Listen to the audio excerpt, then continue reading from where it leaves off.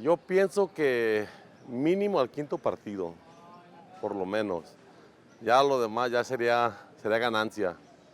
Con lo que tenemos, no creo que quedemos campeones. Pero al quinto partido, quizás el sexto partido, sí llegamos. A eso esperamos, no esperamos menos.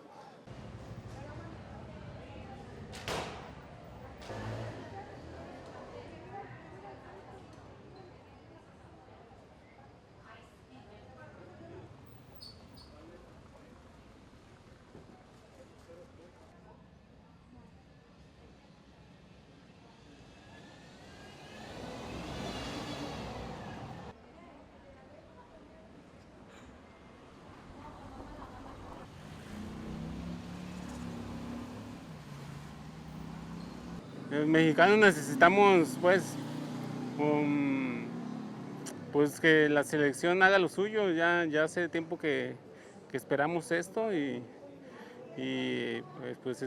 este año siento que es el año bueno, ¿eh?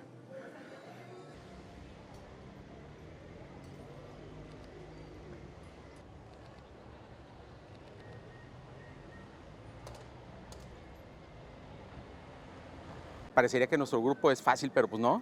Ya vimos Corea cómo juega, Checoslovaquia, República Checa también. Esperemos darlo todo en este jueves. Y pues la esperanza, tanto estoy esperanzado que pasemos a mínimo cuartos de final y que posiblemente lleguemos a semifinales, que hasta mi carro lo intervine como bandera de México, por una bandera de México rodante.